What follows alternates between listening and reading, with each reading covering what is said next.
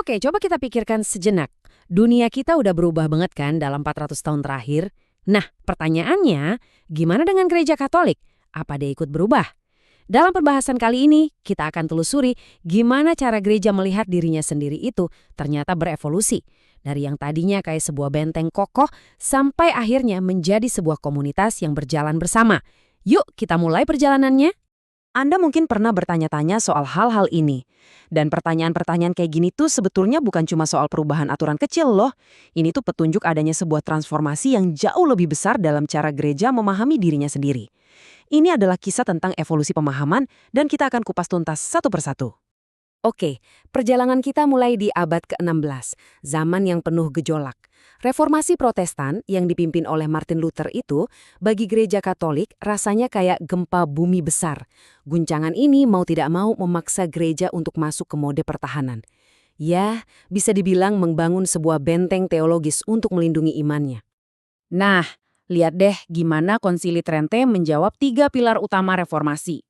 Waktu kaum reformator bilang sola fides atau hanya iman, Trente menjawab iman plus perbuatan baik. Ketika mereka bilang sola scriptura, hanya kitab suci, gereja menambahkan kitab suci plus tradisi. Dan untuk sola gratia, hanya rahmat, jawabannya adalah rahmat yang bekerja lewat sakramen. Jadi ini bukan penolakan total ya, tapi lebih ke sebuah pelengkapan. Kuncinya ada di kata plus atau dan itu. Sebagai jawaban buat ide gereja yang tak terlihat dari kalangan Protestan, Trente menegaskan, "Hei, gereja itu kelihatan loh, mereka pakai 2 model utama.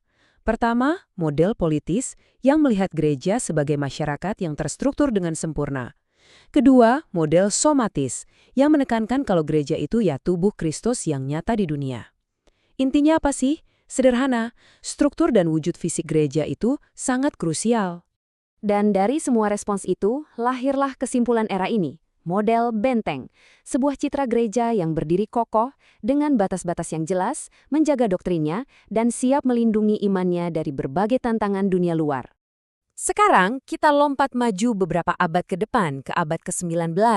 Dunia lagi-lagi bergejolak, ada revolusi politik, ada pemikiran rasionalisme yang menguat.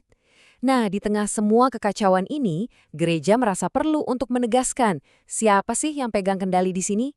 Dan inilah panggung utama bagi Konsili Vatikan Pertama. Konsili ini menghasilkan salah satu dogma yang paling sering disalahpahami, infalibilitas paus. Penting banget untuk dicatat ya, ini bukan berarti paus itu orang yang sempurna atau nggak bisa berdosa. Sama sekali bukan. Infalibilitas ini cuma berlaku dalam kondisi yang super spesifik, yaitu waktu paus berbicara ex cathedra atau dari tahtanya untuk secara resmi mendefinisikan ajaran iman dan moral bagi seluruh gereja. Ini adalah karisma milik gereja yang dijalankan melalui paus. Jadi pada dasarnya Vatikan I itu mengokohkan struktur gereja. Paus ditegaskan memegang primat atau otoritas tertinggi sebagai penerus Santo Petrus. Kuasanya didefinisikan dengan jelas, dogma infalibilitas juga dirumuskan. Kalau Trente tadi membangun bentengnya, Vatikan I ini bisa dibilang membangun menara utamanya yang paling tinggi. Nah, dari sinilah lahir citra kita yang kedua, model piramida. Kelihatan jelas kan, sebuah struktur hierarkis yang kuat dari atas ke bawah dengan paus ada di puncak. Di tengah dunia yang penuh ketidakpastian saat itu, model seperti ini jelas menawarkan stabilitas dan kepastian. Setelah ratusan tahun berada dalam mode benteng dan piramida, sebuah momen yang benar-benar revolusioner pun tiba. Paus Yohanes 23 membuat gebrakan dengan mengadakan Konsili Vatikan II. Tujuannya bukan lagi bertahan, tapi berdialog dengan dunia modern. Dengan kata-katanya yang terkenal, beliau ingin membuka jendela-jendela gereja agar udara segar bisa masuk. Pembaruan ini ternyata punya 2 pilar utama. Di satu sisi, ada aggiornamento. Ini kata dari bahasa Italia yang artinya memperbarui. Maksudnya, gereja harus relevan dengan dunia modern. Tapi di sisi lain ada ressourcement, kata dari bahasa Prancis yang artinya kembali ke sumber. Jadi ini bukan asal bikin hal baru, tapi menggali lagi harta karun kuno gereja, yaitu kitab suci dan tulisan Bapa Gereja, untuk menjawab tantangan masa kini. Sebuah keseimbangan yang jenius. Dan jantung dari semua perubahan ini ada pada satu dokumen yang sangat penting, Lumen Gentium. Judulnya saja, Terang Bangsa-Bangsa, sudah menunjukkan ada pergeseran besar.